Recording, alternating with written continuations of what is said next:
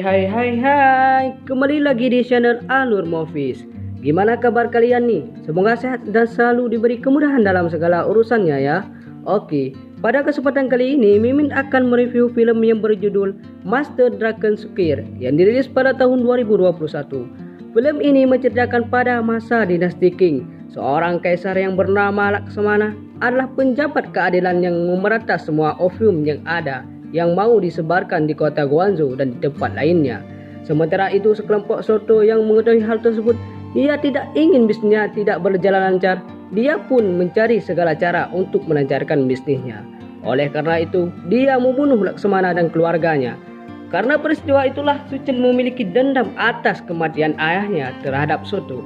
Di saat itulah dia mempelajari jurus kungfu untuk membalaskan dendam atas kematian keluarganya. Apakah dia mampu? Oke, tidak usah banyak cincau lagi, langsung saja kita gaskan ke alur ceritanya. Film dibuka diperlihatkan sekelompok prajurit yang dipimpin oleh Laksamana bergerak mendatangi di suatu tempat untuk memeratas opium. Prajuritnya bergegas memeriksa seluruh rumah di tempat itu. Sementara mendapat opium dan dikumpulkan di hadapan Laksamana. Laksamana langsung menyuruh prajuritnya untuk membakar semua opium tersebut.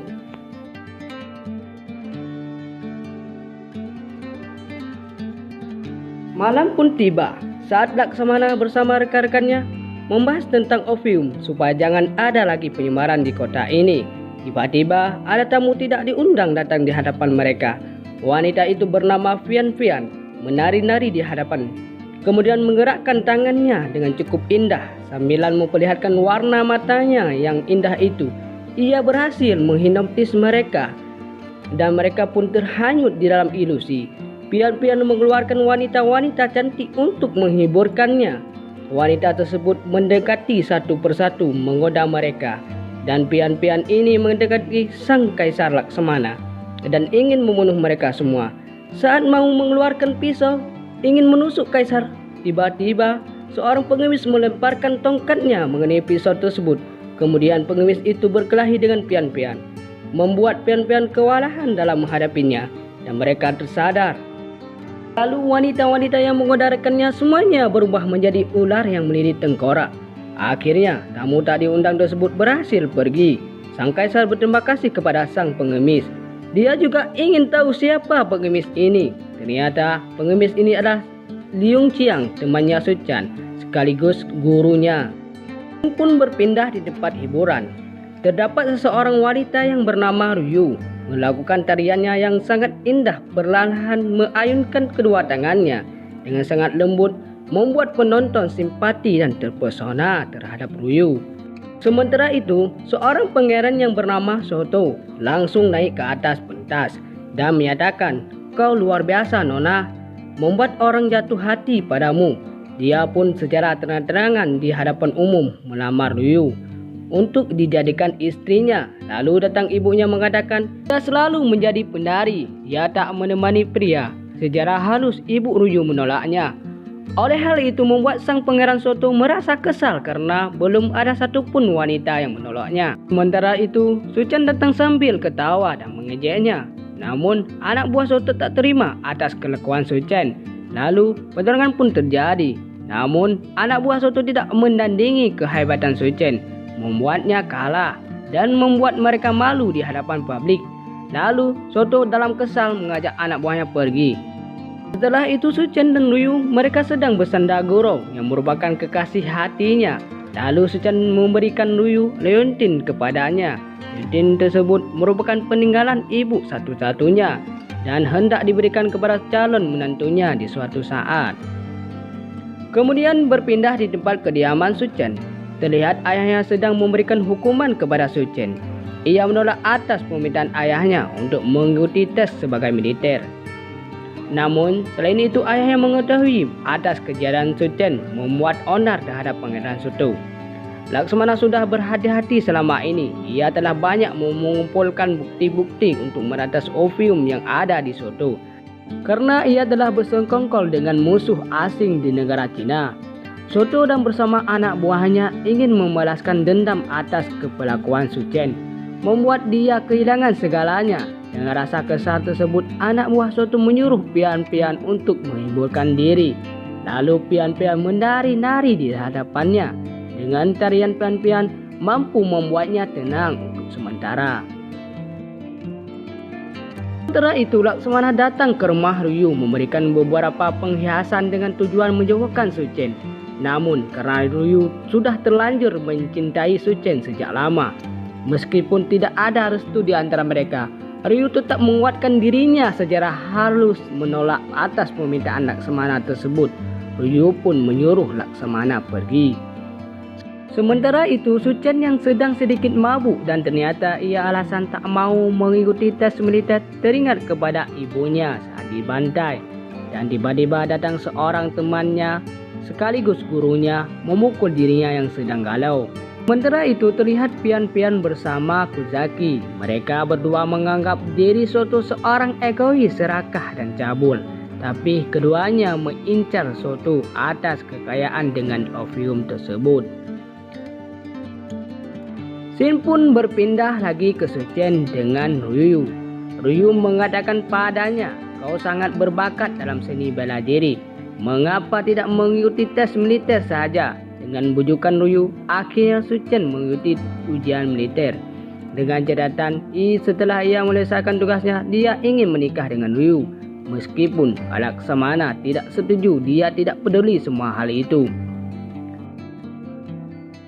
Berita Suchen pun akan mengikuti ujian militer sampai di telinga Soto. Sementara itu, pian-pian punya rencana untuk hal itu. Lalu dia memperlihatkan ramuan ini kepada Soto. Ramuan ini membuat seseorang menjadi kecanduan opium. Keesokan harinya, Suchen yang sedang berdoa kepada ibunya dan meminta izin terlebih dahulu untuk mengikuti ujian militer. Kemudian tiba-tiba datang pian-pian langsung menghipnotis Suchen, membuatnya berilusi dan kecanduan opium hingga jatuh pingsan.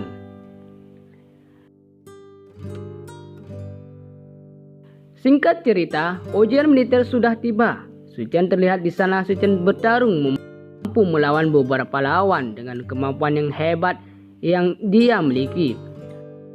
Tiba di pertandingan final, terlihat dia melawan seseorang berbadan besar dan kekar. Dia juga sangat mudah mengalahkannya. Kali ini pasti membuatnya ayahnya menjadi bangga terhadapnya.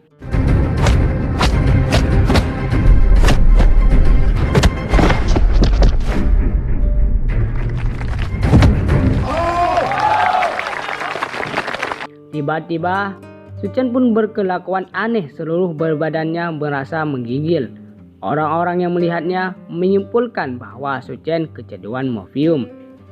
Tak lama kemudian, tentara militer di sana datang menangkap Suchen. Diduga Suchen kecanduan opium. Kemudian mereka memasukkan Suchen ke dalam penjara. Di dalam penjara terlihat Suchen seperti orang kerasukan. Ia tidak tahan atas perbuatan pian-pian. Sementara itu, pelayan melapor kepada ayahnya Suchen bahwa Suchen telah ditangkap. Kemudian Laksmana langsung datang ke tempat tahanan Suchen, menyuruh para tahanan menyelidiki kembali atas kejadian ini. Sementara itu, datang Soto malah mengejeknya dan mengatakan, "Kau pemasmi opium, tapi malah putramu yang memakainya." Soto pun mengajak kerjasama supaya putranya bisa dibebaskan. Namun Laksmana tetap dalam pendirian yang kokoh. Dengan spontan menolak hal tersebut, Laksmana pun pergi di tempat itu. Sementara itu, Ruyu yang mendengarkan bahwasanya Suchen telah ditangkap terhadap kasus opium tersebut, ia tidak percaya. Pasti ada kesalahan pahaman. Suchen yang ada di penjara seakan-akan hampir mati di dalamnya. Sementara itu, Ruyu datang kepada kediaman Soto untuk meminta Suchen dibebaskan. Dia siap melakukan apa saja asalkan kekasih hatinya dapat dibebaskan. Lalu Soto menyuruhnya untuk melayani dirinya malam ini. Kemudian Suchen pun terbebas. Ia langsung pulang ke kediamannya. Betapa terkejutnya dirinya melihat semua keluarganya telah dibantai. Melihat sang ayahnya yang tergeletak di sana, langsung menghampiri dan memeluknya. Ia hanya bisa menangis meratapi kepergian ayahnya. Semua ini atas olah Soto dan sekutunya. Kemudian Suchan dengan penuh amarah ini langsung datang ke rumah Soto ingin membunuh semua sekutunya. Setelah ia berhasil membunuh beberapa anak buah Soto, akhirnya dia bertemu dengan Soto. Namun langkahnya terhenti karena melihat kekasih hatinya ada di sana. Soto mengatakan bahwasanya tadi malam aku bersama Rahayu dan bersenang-senang dengannya. Betapa hancur perasaan Suchan, dan akhirnya Suchan terjatuh terseret oleh pedang, kemudian dipukul oleh anak buah Soto. Singkat cerita, dia tersadar dari pingsan. Ia telah berada di dalam gar pengemis. Lalu ia langsung memeluk gurunya. Cuma ada dia satu-satunya lagi.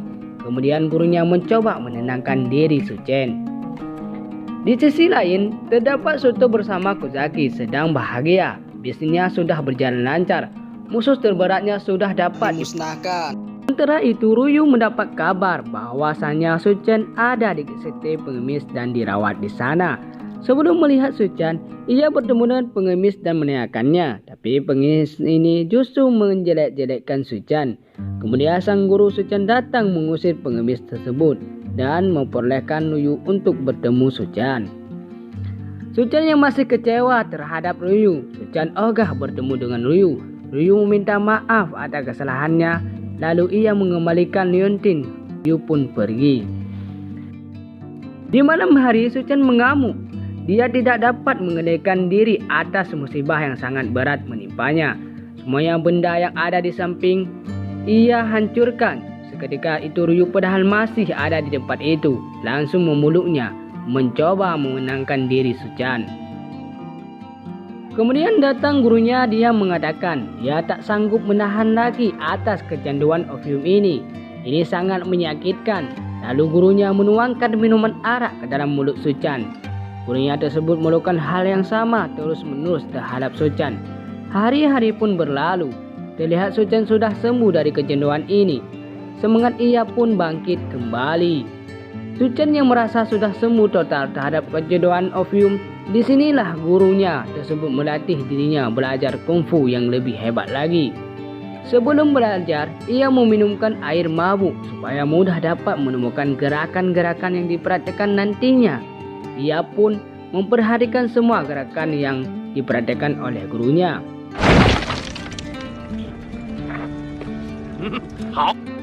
Sekarang ia pun berhasil mempelajari semua jurus mabuknya. Di saat inilah ia ingin membalaskan dendam atas kematian keluarganya kepada Soto dan sekutunya yang telah mereka bantai. Namun gurunya menyuruhnya untuk mengumpulkan bukti terlebih dahulu atas kejahatan Soto yang dia lakukan. Jangan membiarkan ia lolos begitu saja. Kemudian Suchan kembali pada kediaman yang sudah lama tak dihuni olehnya. Setelah tiba di kediamannya, ia teringat akan masa lalu di mana sang ayah mengumpulkan bukti-bukti atas kejahatan Soto. Seorang pengemis yang melihatnya melaporkan kepada Soto ada sesuatu yang diambil Suchan dalam kediamannya. Kemudian Soto menyuruh pian-pian untuk mengambil bukti-bukti tersebut. Setelah itu, Soto menyuap Menteri Giyung yang bertugas memeriksa seluruh barang di kota Guangzhou, memintanya untuk melonggarkan kirimannya. Awalnya Menteri Gu menolak, tapi untuk mencari aman, dia pun setuju untuk membantu Soto. Pada malam itu tiba-tiba sekelompok pasukan menyerang markas pengemis. Suchan dan gurunya yang melihat keributan langsung keluar dan membantunya. Dengan teknik kungfu yang ia pelajari, ia sangat mudah dalam melumpuhkan lawan. Ternyata pasukan ini dipimpin oleh pian-pian. Lalu saat gurunya Suchan menyelamatkan seorang pengemis dari pedongan ini, ternyata pengemis tersebut mengkhianati dirinya.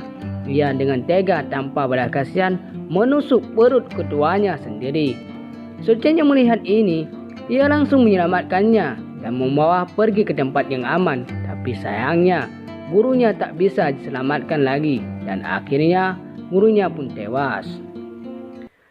Keesokan harinya, seorang wanita yang bernama Lingdang, dengan kepanikannya ia datang ke kediaman Suchan. Ia mengatakan bahwa sahnya Ryu telah ditangkap, kemudian dibawa ke hutan dan diikat di sana. Pian-pian meminta menyerahkan bukti kejahatan Soto selama ini. Jika ia mau Ryu selamat di tangannya, Lalu Su Chen pun langsung pergi menemuinya dan menyerahkan semua bukti kejahatan tersebut padanya. Lalu Su Chen meminta pada Pian-Pian untuk dibebaskan Luyu. Tetapi anak buah Soto yang dipimpin oleh Pian-Pian malah ingin memantai Soto.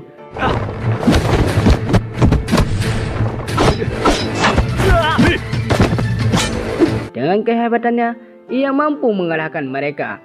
Saat dalam peperangan, Pian-Pian diam-diam meninggalkan tempat itu dan membawa bukti tersebut kepada Soto.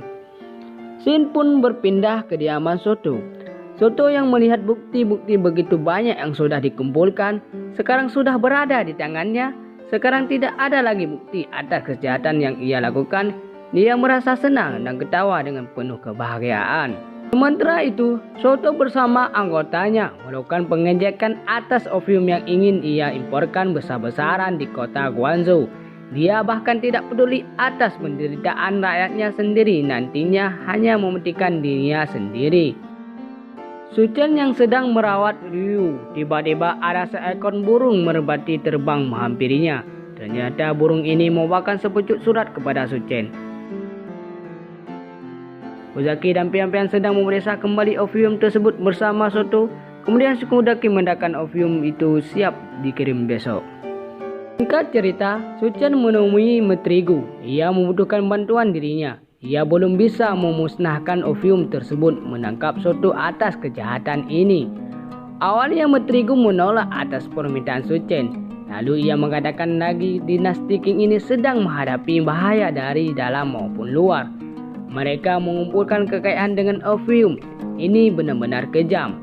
Metrigu pun yang sudah mengetahui opium ini berasal dari Soto, akhirnya ia pun setuju atas permintaan Su Chen. Kemudian Metrigu memerintahkan prajuritnya untuk menangkap Soto dan sekutunya serta opium yang ada di mereka. Sebelum Soto dan pasukannya mengirim barang opium, akhirnya pasukan Metrigu dan Su Chen menghentikannya. Di situ terjadilah perdebatan antara Soto dengan Metrigu. Metrigu menyuruhnya untuk menyerahkan diri, namun dia tetap keras kepala yang sudah terhanyut dengan uang. Kemudian terjadilah pertarungan antara mereka. Su Chen menghadapi Pian-Pian. Ia mencoba menghipnotis kembali Su Chen, namun tidak pengaruh lagi bagi Su Chen. Akhirnya Su Chen mengalahkan Pian-Pian. Kemudian Su Chen menghadapi Soto. Soto dengan kemampuan yang luar biasa, Su Chen kewalahan dalam menghadapinya. Su Chen yang tergeletak dihajar oleh Soto. Tidak sengaja air arak yang berada di samping menumpahi ke wajahnya. Kemudian Su Chen meminumnya dan disinilah kebangkitan Su Chen dan menjadi kuat. Soto yang menghajarnya tidak mempan bagi dia. Dan akhirnya dia mampu mengalahkan Soto dengan jurus kungfu mabuk yang dia pelajari selama ini. Beberapa waktu kemudian, sang kaisar mengumumkan kepada seluruh prajurit. Ia memberikan penghargaan kepada Su Chen. Ia telah membasmi opium di kota Guangzhou. Ia pun menjadi anggota satu pemerintah di kota tersebut. Film pun tamat. Sampai jumpa. Jangan lupa tinggalkan like, komen dan subscribe